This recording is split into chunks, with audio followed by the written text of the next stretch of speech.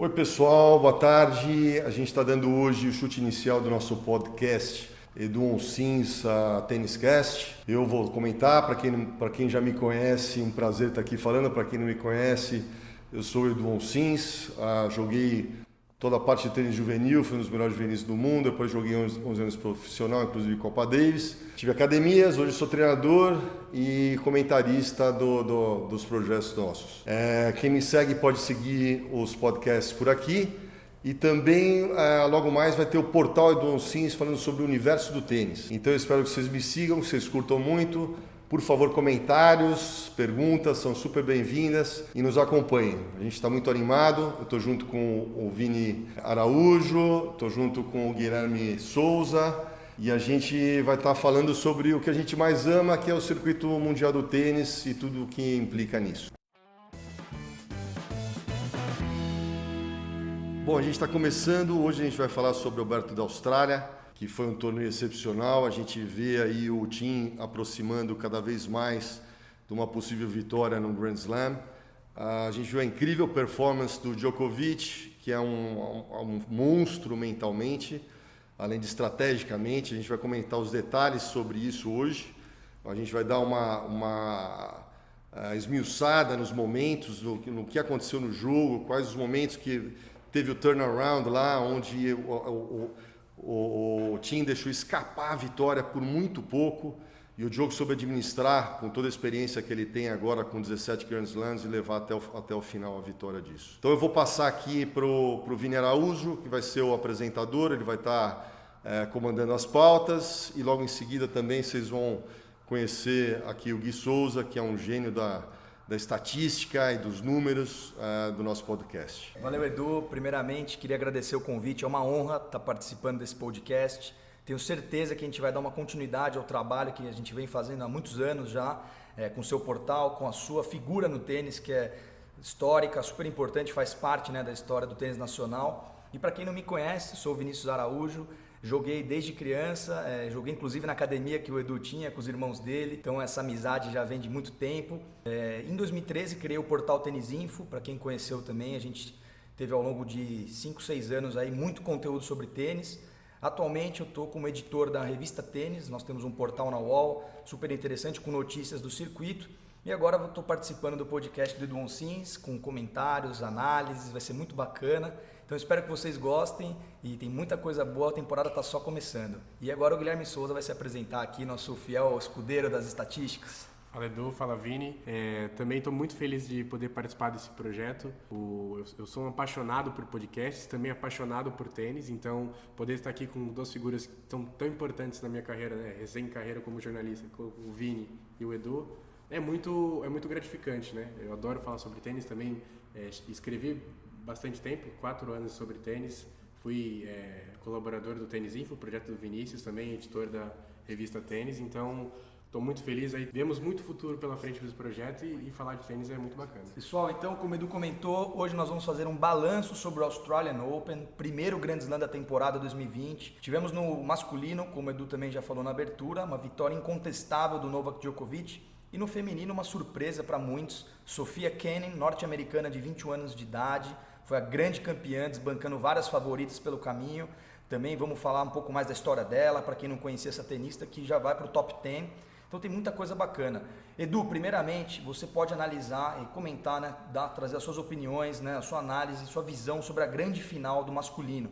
Como você disse, Dominic Thiem teve as chances, mas não foi páreo para a muralha mental que é o sérvio Novak Djokovic, que alcançou o seu 17º Grand Slam e agora vai voltar ao número 1 do mundo, passando o Rafael Nadal. Um momento ótimo para começar o ano. Qual que é a sua análise, o seu balanço, principalmente da final hoje, Edu? O que você pode comentar? Olha, a final, sem sombra de dúvida, pesou a experiência do Djokovic, né? Ele é um jogador que ele pode virar qualquer situação de jogo, ele já provou isso diversas vezes, inclusive no último trauma, que no caso um dos meus jogadores favoritos, o Roger Federer, na final de Wimbledon, com o jogo praticamente ganho, ele conseguiu reverter uma situação quase impossível, com o Federer sacando com 2 match points, e acabou virando o jogo. E essa não foi a primeira vez, uma outra vez também no US Open ele fez isso, e é um jogador que não tem como duvidar que ele é capaz de reverter uma situação. Hoje, contra o Thiem, foi assim, incrível até o terceiro set, até a performance do Thiem. Um primeiro set muito parelho, onde o Djokovic ganhou escapando de uma possível reação do Thiem. No segundo set, o Thiem entrou com uma velocidade de bola incrível, muito inteligente, alternando bolas fundas, movimentando o Djokovic e definindo em bolas rápidas dos dois lados. Também disparando no segundo set, só que houve um momento muito importante a partir do terceiro set, no 4-1, no terceiro set. Acho que esse é o momento, assim, quando o Djokovic fez o primeiro game, que ele jogou totalmente relaxado e ele passava a impressão que estava passando mal ou alguma coisa não estava certa. Na realidade, eu acho que podem existir dois fatores, esse de não estar se sentindo muito bem, e o outro meio de também jogar como se não estivesse se importando tanto, mexendo com a cabeça do Thiem. Ele ganhou esse game rapidamente, ele continuou jogando assim o terceiro set, e a gente viu que o Thiem se sentiu desconfortável nesse terceiro set, né? E ele foi assim para o quarto set, e ele conseguiu quebrar essa estabilidade mental do Thiem nesse terceiro set, mesmo com o Thiem vencendo. O jogo foi muito parelho, ele saiu no terceiro set da quadra, o Djoko, usou o tempo médico que ele tem direito, e voltou com uma outra atitude, ele voltou mais equilibrado, ele voltou com a cabeça mais feita, e no 4-3, aí sim, o Thiem sacando para confirmar e fazer 4-4, a gente percebeu que o Thiem ele sentiu uma certa insegurança. É o que a gente estava conversando anteriormente. As duas finais de Grand Slam que o Thiem chegou e perdeu, tem um lado positivo e tem um lado negativo. O lado positivo dele já ter tido duas experiências anteriores em final de Grand Slam. Então, teoricamente, ele saberia sentir melhor os momentos e o que deveria fazer. O lado negativo, o que aconteceu, a percepção assim, nítida que passou para a gente, foi: eu estou numa terceira final de Grand Slam, será que eu vou perder de novo essa final? E ele acabou dando uma dupla falta na vantagem contra o Djokovic, com o Djokovic quebrando o saque dele, vencendo o quarto set e tomando conta totalmente da situação. O Djokovic é um jogador muito inteligente, ele começou a ficar um pouco mais em cima da linha, aproveitou melhor a velocidade de bola do Thiem, não ficou tanto na pancada franca, ficou trabalhando mais a velocidade de bola, distribuindo mais o Thiem na quadra, usando o drop, trazendo ele para frente, vindo para a rede em horas importantes.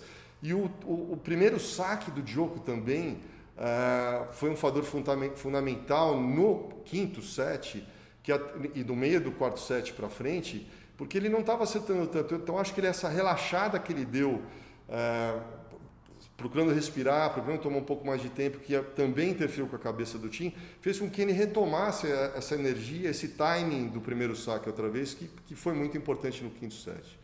A gente percebeu que no quinto set o Thiem já perdeu aquele foco que ele estava no segundo e no terceiro, e o Djokovic, fantástico, soube finalizar a final de Grand Slam, soube ganhar quando tinha que ganhar, foi até o 5-4 e na hora de confirmar não hesitou e acabou levando o título do Australian Open.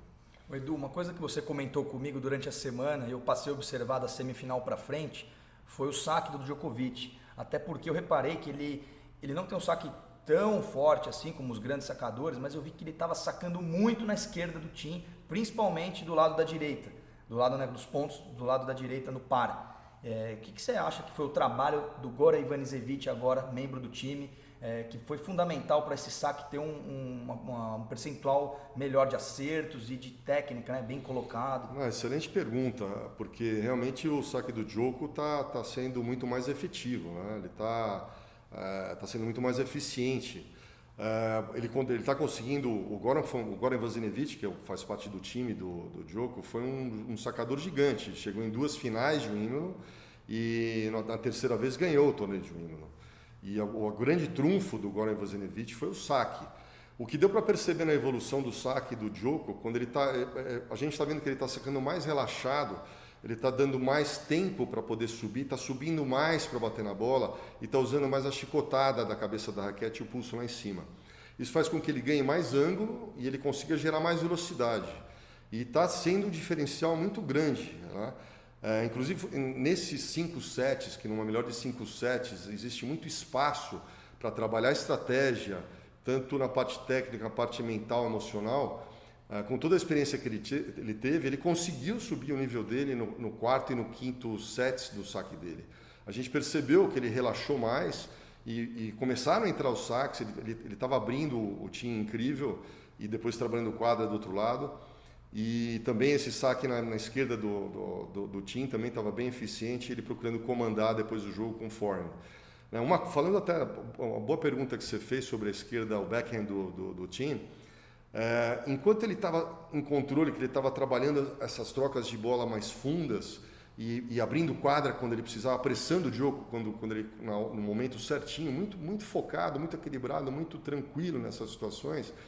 No momento que ele perdeu o controle, esse mesmo backhand estava funcionando contra ele. Ele desperdiçou vários backhands na paralela que ele estava indo para a bola antes da hora. Então ele acabava errando em momento importante e bola boba. Que contra um Djokovic, você errar bolas bobas, ele não vai te dar tantas janelas para você recuperar isso. Então isso também custou vários pontos importantes em games importantes, né? Fala um pouquinho, Gui, pra gente das estatísticas, o que você pode trazer que fez a diferença, pontos relevantes que você encontrou aí sobre a final. Uma coisa que eu queria comentar, eu acho interessante, é que, como o Edu falou, o final de Grand Slam é decidido nos mínimos detalhes, né? A gente tem uma margem muito pequena sobre isso. Então, se a gente pegar as estatísticas do jogo, vocês vão ver eu comentar bastante disso, que é uma coisa que eu gosto bastante. O Tim até teve mais winners, mas empatou em erros não forçados, só que um detalhe crucial, que foi o saque, acabou fazendo a diferença. O Djokovic, como eu falei, não é um grande especialista em saque, mas o saque dele é muito estratégico. Ele sabe onde colocar a bola, com que força colocar e, enfim, as próximas jogadas, né, o saque já prepara o resto da jogada. Então ele teve uma porcentagem de pontos vencidos com o primeiro saque, que é realmente o mais importante, bem maior. Foi 76 para ele contra 69 do Tim, e mínimos detalhes assim que quando ele precisou, o saque dele estava ali afiado para poder funcionar. E foi um trunfo dele que, enfim, fez a diferença logo quando o Tim foi quebrado, não conseguiu ameaçar o Djokovic e, enfim, quebrar de volta, porque o Djokovic é muito seguro em quadra. E isso faz muita diferença ter o saque como base. Ele não é o melhor sacador do circuito, mas talvez seja um dos que consegue mais preparar a jogada a partir disso e encurralar o adversário. Ele pode sacar de uma forma com que ele chegue na rede, que foi uma estratégia que ele fez bastante, muito bem, e enfim, funcionou. O Djokovic ganhou porque ele sabe como fazer isso, sabe como jogar de uma forma ofensiva quando precisa ou defensiva quando precisa, mas estratégia faz toda a diferença e fez nesse jogo mais uma vez. Então o Djokovic merecidamente vencedor, mas o Tim eu acho que vale citar, eu acho que talvez seja o cara mais preparado para ser o primeiro fora desse Big Three a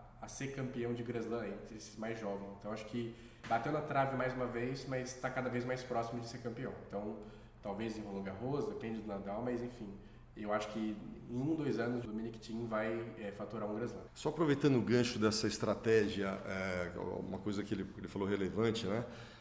A gente pôde observar nesse jogo, nas trocas de bola, enquanto o Thiem estava dominando, o Djoko estava um pouco mais atrás e na pancada franca com o Thiem, de uns 1,5 m, 2 passos atrás da linha, né?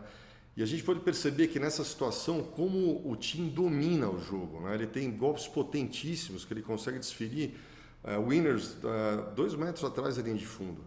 Uma coisa muito inteligente que o Djoko fez, naquele game principalmente que ele relaxou mais, foi ele dar um passo para frente e ele meio que jogou meio soltão, desleixado, mas sem se movimentar tanto, aproveitando a velocidade de bola do Thiem. Isso mexeu com a cabeça do Thiem e começou a fazer efeito, porque o Djoko foi para as bolas e as bolas entraram, sacou, evoluiu e funcionou. Então ele adotou essa postura, mixando mais a partir do quarto set, entre ficar um pouco mais atrás e avançar, apurando o Thiem, esse passo ficando mais em cima da linha. Foi muito interessante ver isso. E foi muito interessante ver a estratégia do Thiem jogando contra o Djoko, como ele conseguiu se impor, ele conseguiu jogar. São poucos os caras que conseguem jogar o Djokovic para trás, né? E o Thiem conseguiu fazer isso. Pena que ele não teve a força mental que o Djoko conseguiu reverter a situação e finalizar. Mas com certeza, concordo plenamente com o Gui, mas eu vou dar um palpite. Eu acho que o Thiem ganha Grand Slam, muito possível esse ano aqui. Se não ganhar esse ano, eu acho que ganha. Eu acho que tem chance de desbancar o Nadal aí em Roland Garros. Ele está provando também agora que está um grande jogador em quadradura na US Open. Mas se não ganhar esse ano, ano que vem ele ganha. Um outro palpite meu é o Tsitsipas. O Tsitsipas vem trabalhando bastante a cabeça dele nesse sentido aí. Ô Edu, eu estava pensando aqui, 3 partidas que foram super interessantes, queria que você comentasse rapidamente sobre elas. A primeira, vamos falar as 3 então, seria Thiem versus Nadal, foi um baita jogo.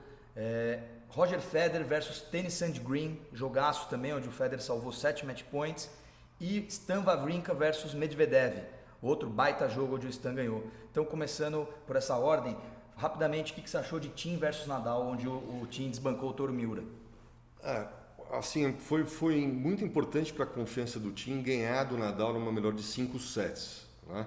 Ele já havia ganho do Nadal em melhor de 3 sets, mas o Nadal em melhor de 5 sets ele é muito mais letal, porque ele não entrega o osso. Você pode ganhar 2 sets a 0, 5 a 0, e o Nadal vai estar dando pirueta do outro lado, e se você marcar o bobeira, ele volta tudo.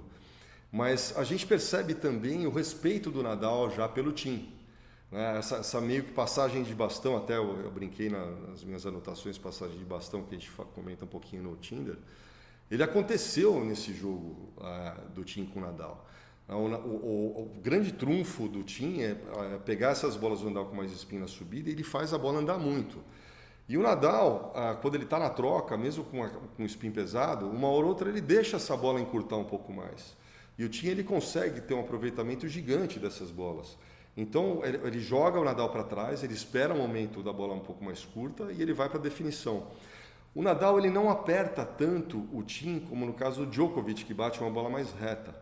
E o Thiem tem um preparo físico incrível.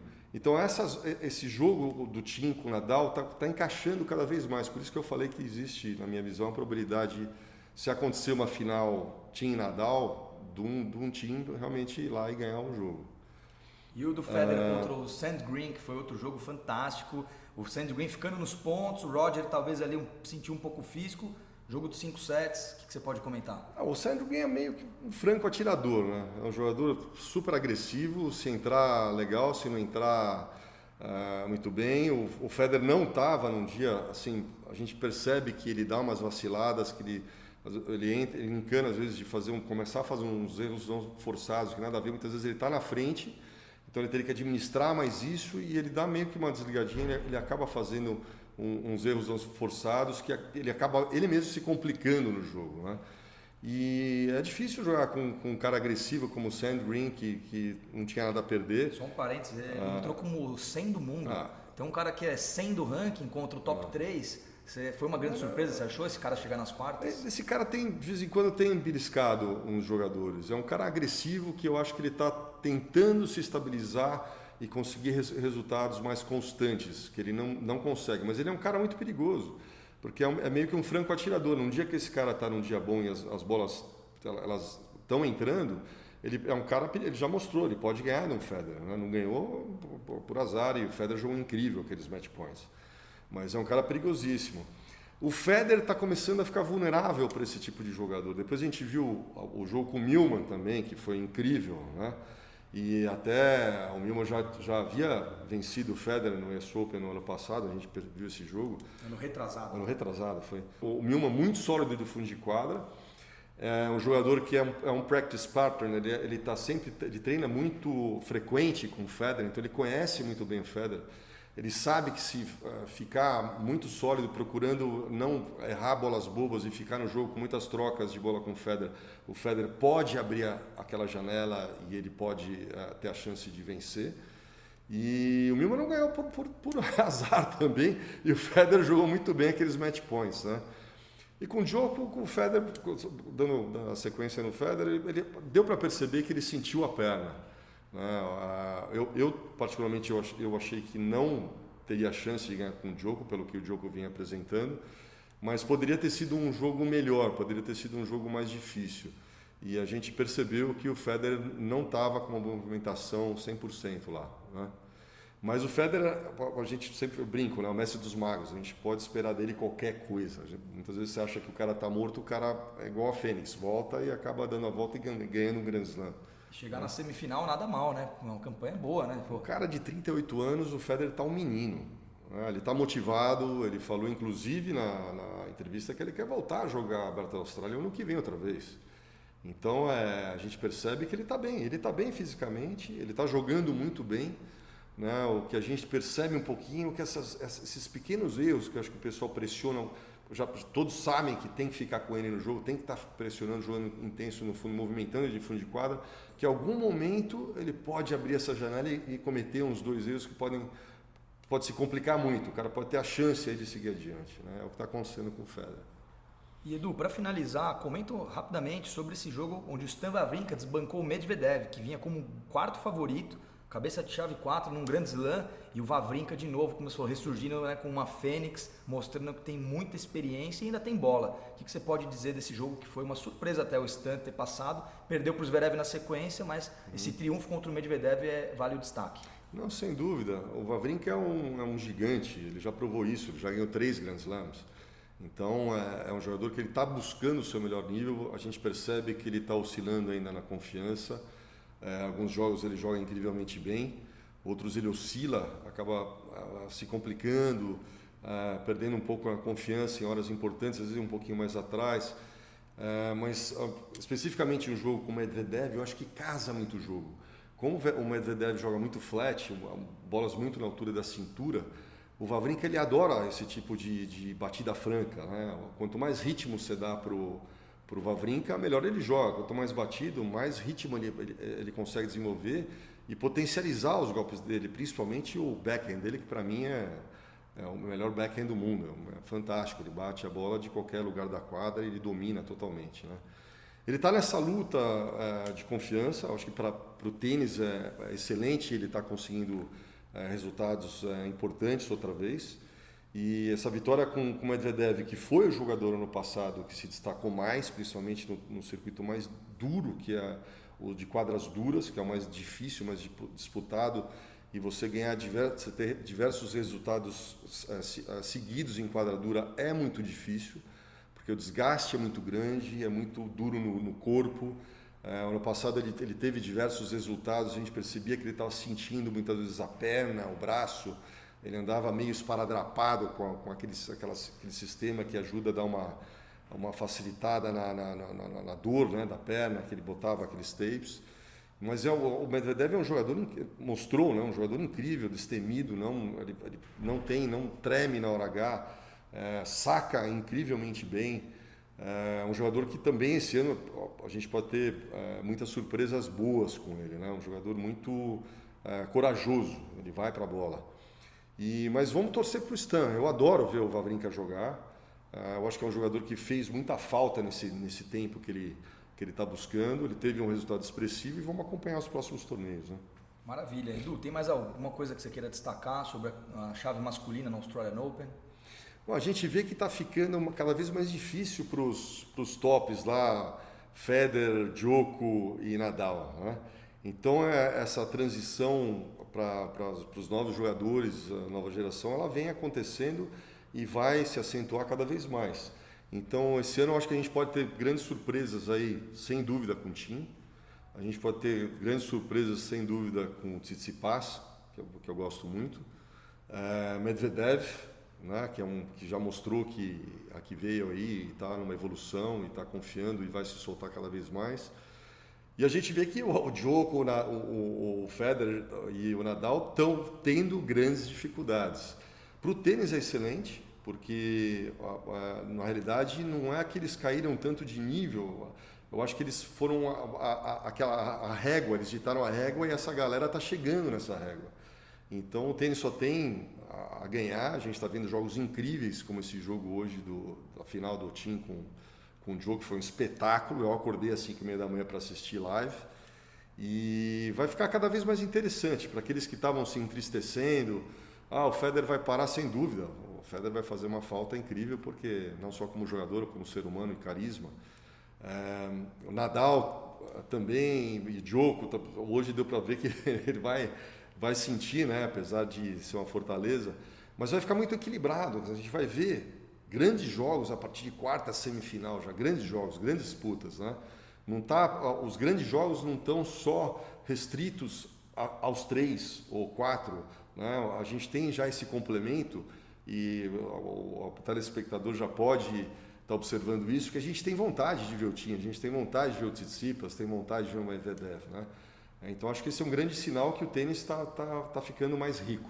E o Kyrgios, porque o John McEnroe falou que ele é o mais talentoso, de talento, né? Não de que é um cara mais efetivo, mas de talento mesmo, até o saque a gente já comentou, e teve um jogo legal que foi contra o Khachanov, que é outro baita tenista promissor. Rapidamente, o que você acha do Kyrgios, esses tenistas assim que são... Eles fazem um show também na quadra. Eu vou falar sinceramente, até esse Australian Open eu tinha raiva dele. Tinha raiva porque a gente vê um talento absurdo, estou totalmente de acordo com o que você falou, o McEnroe é um gênio dos gênios, o que ele falou está totalmente pertinente. E a gente vê ele desperdiçar esse talento. O Kyrgios é um jogador que ele pode ser um possível detentor de Grand Slam, sem sombra de dúvida. Só que as atitudes que ele tinha num torneio de 2 semanas, a gente fala, bom, a gente espera qual a hora que esse cara vai mandar tudo para o Beleléu e vai embora para férias, chutar o balde, né? E o que a gente percebeu nesse torneio foi um cara muito mais ético, muito mais justo na quadra.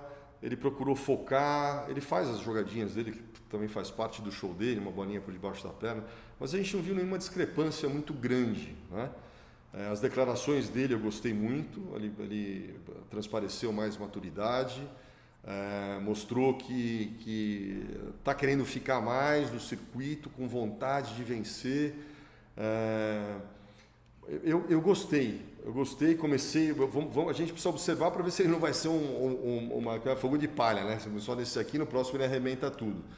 Mas se ele continuar nessa toada, eu acho que ele tem tudo para ser um detentor de Grand Slam. E ele pode jogar em qualquer piso. Ele joga bem em qualquer piso. Ele joga bem na grama, joga bem no slab, joga bem em quadradura, né? É um cara que para mim, é o melhor sacador do circuito. Um saque excepcional, primeiro e segundo saque, quando ele quer acelerar o segundo, ele tem uma confiança incrível. Tem uma mão assim fantástica, voleia muito bem e eu torço para que, né, ele corresponda a essa expectativa da gente em ser um cara, um competidor mesmo, de coração. Não dá para dizer como o Nadal, mas como um Djoko. Eu acho que ele tem tudo para ser um top 4 aí. Legal, e fica aqui mais um destaque, que o Kyrgios fez uma homenagem no jogo que ele perdeu para o Nadal, para o Kobe Bryant.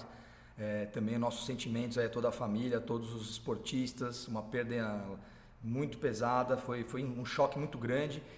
E o Gui, queria que você comentasse mais alguma coisa, inclusive desse tema que o Djoko entrou com também uma homenagem para o Kobe. Você tem mais algum comentário a agregar sobre a parte dos homens, né, na parte chave masculina do Australian Open, para a gente fechar esse bloco? Eu acho muito bacana falar, vou pegar o gancho do Edu e falar do Kyrgios. Eu gosto muito do Kyrgios na questão do talento dele. A gente sabe o comportamento, ele já teve uma série de bagunças que ele faz, de respeito, xinga e tal, mas eu acho que esse ano ele está um pouco mudado. Ele está querendo jogar tênis, isso é uma coisa que eu senti essa diferença.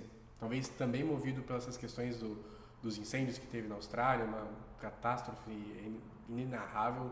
Ele veio com essa sensação e a necessidade de honrar o país, representar o país. O melhor tenista australiano atualmente é o De Minaur, só que como ele não pôde estar por lesão, o Kyrgios no caso, falou, não, deixa comigo e vou fazer a Austrália realmente ter orgulho de ter um tenista lá que possa desempenhar bem na chave masculina, né? Como temos na feminina, temos a Barty, que enfim, é uma tenista de um nível gigantesco.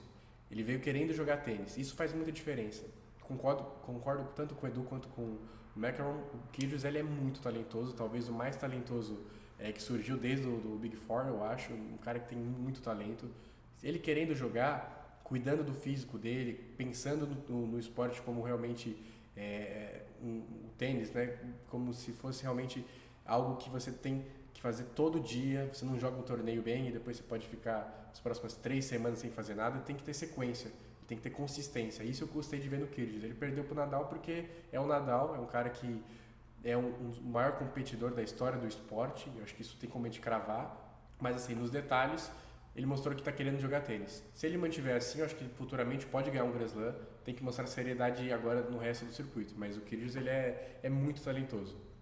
Complementando, acho que foi muito louvável a iniciativa dele de movimentar todos os jogadores tops em prol da Austrália, né? Essa arrecadação de dinheiro, do Ace, aquela brincadeira que ele fez no Federer de acertar o A e acertar o O.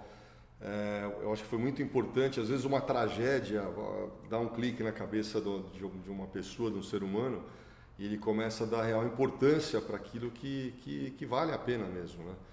E eu achei, só complementando, eu achei muito legal as declarações tanto do Thiem quanto do Djokovic de falar que existem coisas mais importantes do que o tênis, né? O que aconteceu, o incêndio da Austrália, todas as mortes dos animais, eles exaltaram lá os bombeiros. Então, usar também esse palanque, essa posição de esportista top, que é muito relevante, influencia milhões de pessoas no mundo inteiro, de passar uma mensagem dessa parte humanitária. Eu gostei bastante, eu achei bacana. E a gente percebeu que foi bem sincero, tanto do Thiem quanto do Djokovic, né? Eu acho que o Djokovic, a gente fala, né, que muitas vezes ele não é aquele cara bonzinho que ele transparece na quadra, mas o cara é um grande competidor, a gente tem que admirar isso. E grandes competidores muitas vezes não é um nice guy, né? A gente via aí eu lembro muito do Lendl, que era uma cara carrancuda, mas era um cara que competia, o negócio dele era vitória, ele tinha um objetivo. E a gente vê isso muito no Djokovic, e ele está conseguindo mesclar um pouco mais de espontaneidade naquilo que ele está colocando, né? Sem dúvida também exaltando essa tragédia aí do Kobe Bryant, que pelo que ele declarou, ele tinha um relacionamento bem estreito, conversava muito, eles eram amigos. Então foi bacana ter visto esse lado aí também. Pessoal, e para quem acompanhou, no sábado aconteceu a grande final da chave de simples feminino, onde a surpresa do torneio, Sofia Kenin, norte-americana de 21 anos de idade, bateu a Garbine Muguruza num jogo assim equilibrado, mas um jogo onde ela mostrou a força que ela tem e já uma grande maturidade para conquistar seu primeiro título de Grand Slam. Nós vemos que no feminino tem essa oscilação, não tem um domínio claro como temos no masculino com o Big Three, porém grandes tenistas estão aparecendo e batendo de frente com as mais experientes.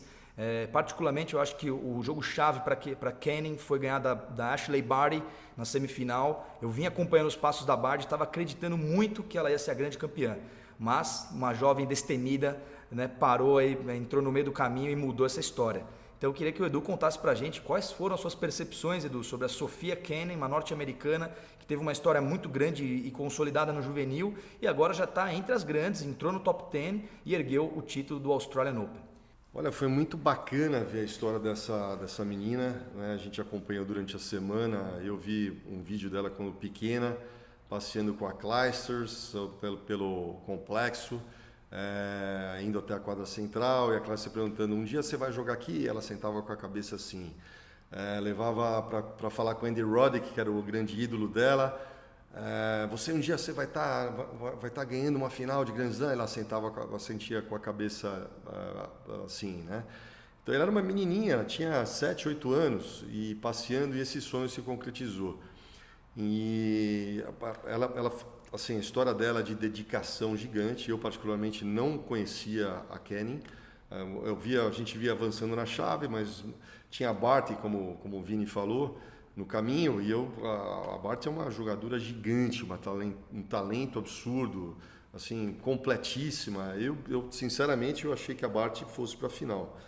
E ela foi lá e bateu a Barty e chegou à final, assim, não como a favorita, porque a Muguruza já era uma detentora já de 2 Grand Slams, e nessa volta a Muguruza estava muito animada, muito motivada, veio jogando bem, ganhou da Halep, que é uma jogadora incrível, uma carne de pescoço, e ganhou um jogo excelente, definindo bem agressivo, bem decisiva nas horas importantes.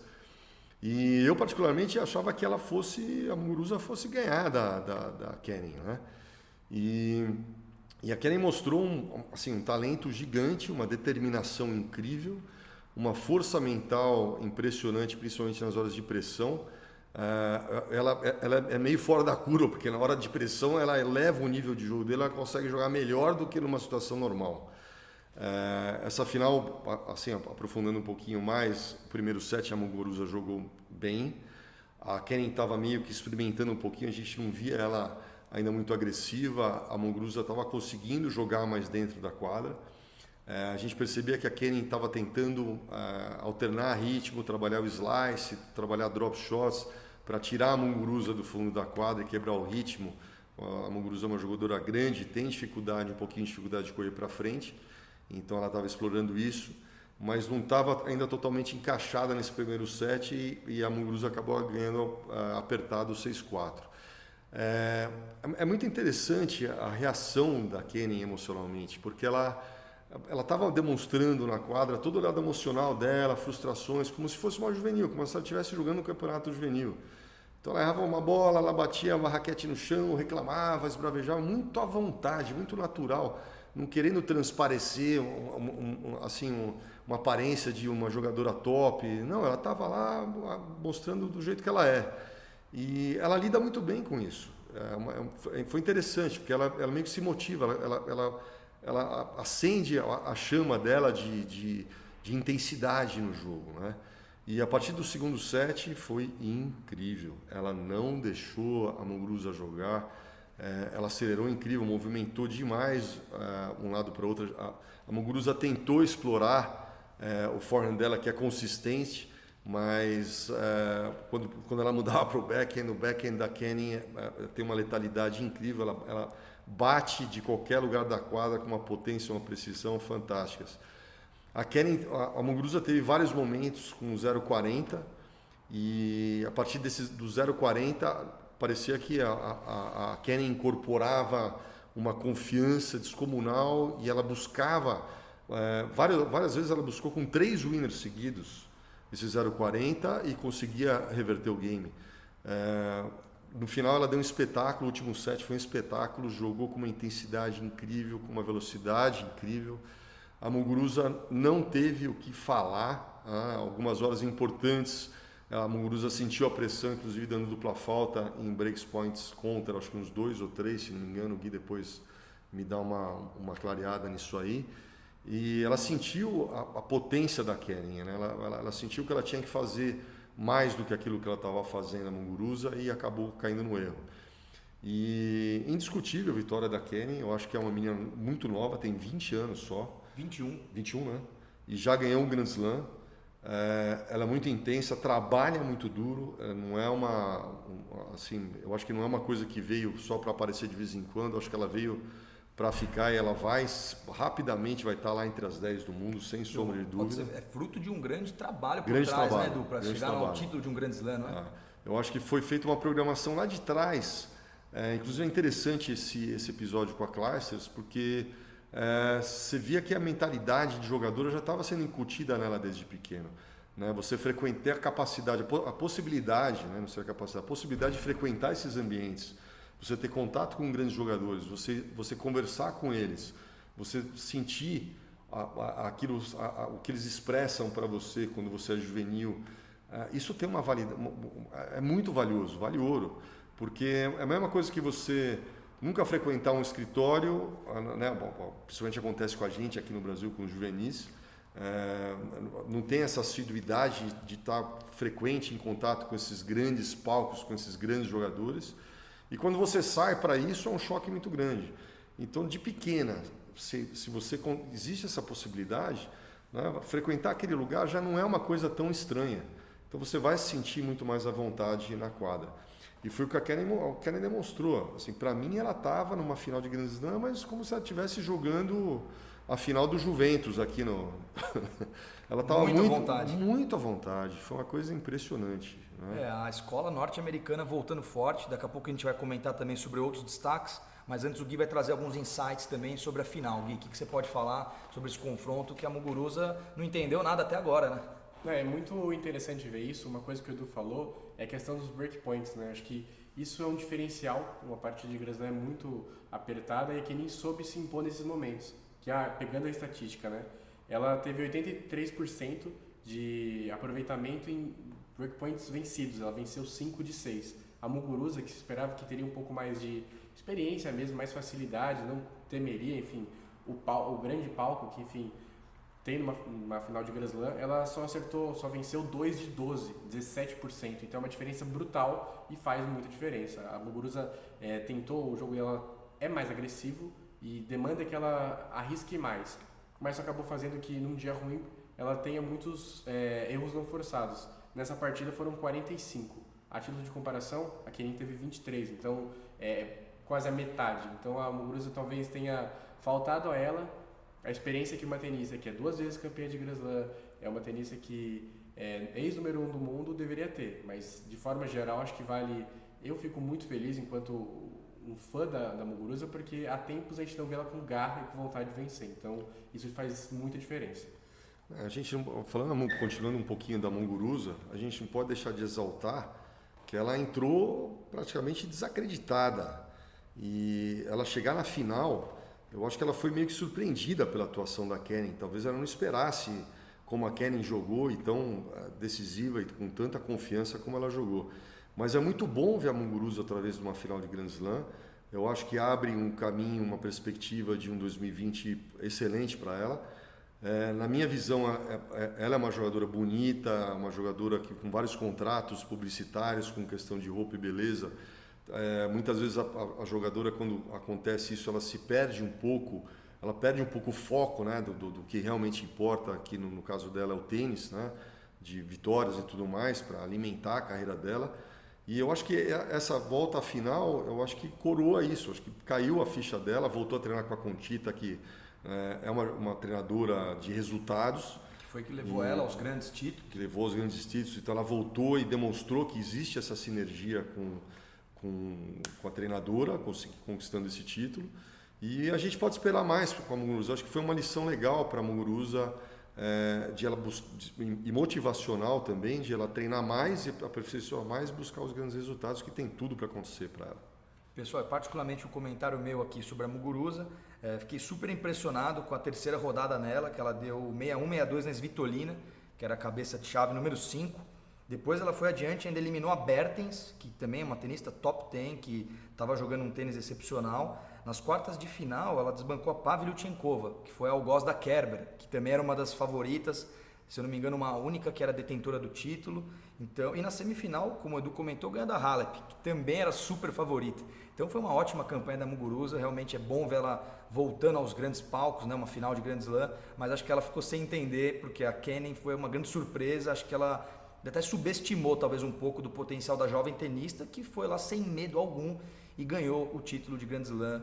E eu espero que não seja como um raio que não cai num lugar só, como foi a Ostapenko, que ganhou só um Roland Garros e depois sumiu. Eu acho que essa Kenin ela tem tudo para continuar no top 10 e fazer uma boa temporada. Edu, conta pra gente qual foi a sua triste análise quando a Naomi Osaka foi eliminada. Eu sei que você gosta muito dela pelo tênis magnífico que ela apresenta, mas a Corey Gauff, também conhecida como Coco Gauff, uma grande surpresa, 15 anos de idade, desbancou a atual campeã, que era a Naomi Osaka. Então conta pra gente qual foi a sua percepção desse jogo. Eu acho que tem 2 etapas aí, né? Eu acho que a Naomi e ela declarou isso, ela estava muito incomodada com o negócio de estrelato e de ter toda essa visibilidade. Ela não conseguiu, ela ainda está tentando administrar, ela não está conseguindo separar ser uma grande jogadora, intensidade com todo esse holofote, né? Ela está precisando de uma assistência, talvez, e também isso faz parte da jogadora amadurecer, e a gente percebe que ela ainda não está, ela está tentando se ajustar nisso, né? Como eu até comentei, eu acho que ela tem que voltar um pouquinho às origens dela e procurar lembrar quando ela ganhou aquele primeiro Indian Wells, que ela jogou fantasticamente bem, que eu comentei que ela seria uma jogadora detentora de Grand Slam que entraria para a história, ela buscar um pouco daquele sentimento que ela tinha de ser fria e muito intensa, somente com tênis, sem deixar nada abalar. E eu estou sentindo falta dela nisso aí. Ela está jogando melhor, ela está até mais agressiva que quando ela jogou em Indian Wells, está mais completa, sacando melhor, conseguindo variar de vez em quando também algumas jogadas, mais do que antes. E voltando a Coco Gauff, ela sentiu a pressão de estar jogando com uma jogadora mais nova. Ela declarou isso, acho que na primeira rodada, que ela jogou com uma jogadora mais nova também, que era a obrigação de ela vencer aquele jogo, que ela sentia um pouco a pressão de estar jogando com mais nova. Com a Corey Gauff deve ter triplicado isso aí, porque é uma menina talentosíssima, ela veio para ficar, vai ter grandes resultados, a Corey Gauff vai ganhar Grand Slam, podem ter certeza, pode anotar aí, é só aguardar. E a Corey Gauff, ela não tem medo de ninguém, ela joga com uma jogadora, ela perde para essa jogadora, ela aprende com o jogo. E ela adota essa estratégia muito firmemente numa possível vitória numa segunda oportunidade jogando com a mesma jogadora. E foi o que ela fez com a Osaka. Mas a Osaka sentiu muita pressão, ela não foi um jogo bom dela, ela não performou bem. A gente percebe que ela saiu totalmente insatisfeita.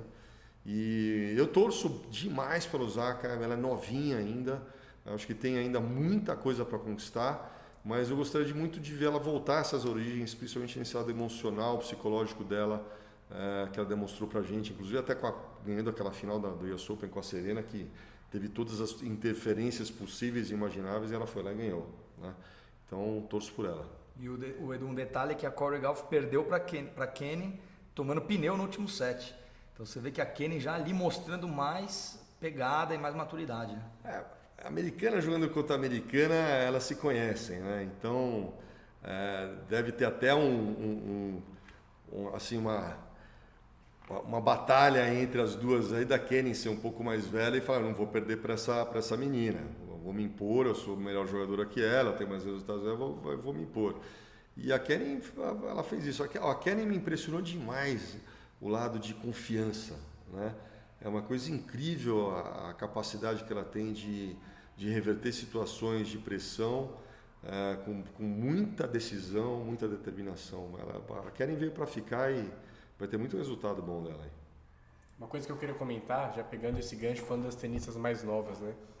Nós vemos no circuito feminino uma variação de tenistas vencendo o Grand Slam gigante em relação ao do circuito masculino. Então tem até uma lista que surgiu no Twitter, lista de tenistas masculinos que nascidos a partir de setembro de 1988 que foram campeões de Grand Slam. Não tem nenhum.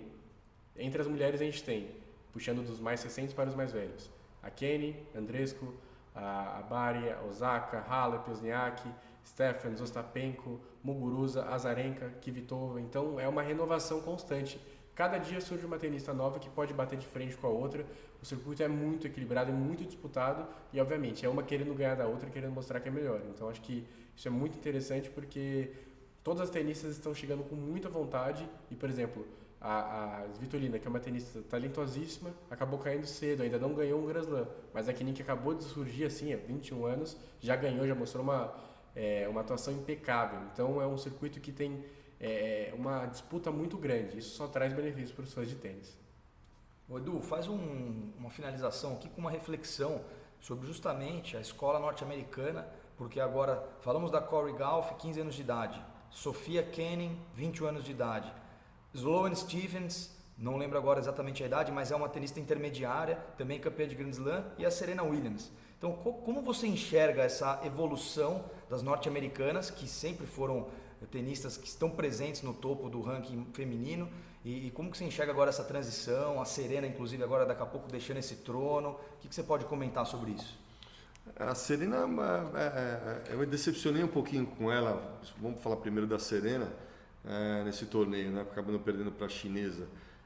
Eu esperava muito mais dela, porque ela perdeu o peso um pouquinho mais, você viu que ela estava no primeiro jogo impassível, ela atropelou uma menina lá, 6-0, 6-1, com inners disparados para todos os lados, e ela não conseguiu não conseguiu essa mesma intensidade jogando contra a Qiang, né, a chinesa. Sem dúvida deve estar também passando muita coisa na cabeça dela, por motivo de estar mais velha também, e está sentindo que algumas jogadoras estão enfrentando já mais frente a frente a ela. Quanto ao tênis americano, a gente percebe também que não adianta você ter só um trabalho gigante, o investimento e tudo mais, se você não tem grandes talentos, né? Eu acho que na época, voltando aí até no masculino, na época que a gente teve Agassi, Sampras, Curry, Chang e outros mais, foi uma época muito feliz, que vários talentos surgiram na mesma época. Depois teve um gap grande aí, até sem esquecer do Sampras também, que junto com essa turma. Teve um gap, um lapso, e aí começou a aparecer depois Isner, né? Jack Sock, caras como esse, mas nada comparado aos antecessores que foram o número 1 do mundo, né? Então, as mulheres têm surgido talentos, assim, principalmente agora, que a gente vê que pode ter. Eu não acredito que não tem nenhuma como a Serena aqui, porque fez tudo o que fez, sendo a maior detentora de grandes lãs de feminino e masculino. Ela que ganhou mais, 23, 24? Quantos? Na era aberta ela tem 23 e a Margaret Court tem 24, contando da era não profissional. Até eu acho que ela tem uma briga aí grande com a cabeça dela para bater a Margaret Court, porque ela já bateu na trave umas 3 vezes para bater o recorde da Margaret Court, e ela acaba perdendo jogos que poderia ter ganho tranquilamente. Mas o feminino tem aparecido jogadoras assim, muito boas. Tem a Madison Keys também, que é top 10, esqueci dela. Outra que também é geração intermediária, mas tá ali entre as grandes. Eu acho que, assim, de chance de ter uma próxima Serena, ou perto da Serena, é a Cory Gauff, pela idade tão... 16, 17 anos, 15 anos. 15 anos, é inacreditável, né, Edu? Essa menina pode fazer muito estrago, tem ela muito tempo. Ela já tem título de WTA e tá chegando forte nos grandes lãs, então mostra que tem personalidade, garra, técnica também. Ela não tem medo de jogar contra ninguém, em qualquer situação, quadra central, não importa. Eu acho que ela tem uma real chance. A Kenny me surpreendeu, se ela jogar do jeito que jogou, vai ter vários resultados, mas a Serena é fenômeno. A Serena não dá para você comparar com nenhuma outra aí, a não ser a Margaret Court, que ganhou 24.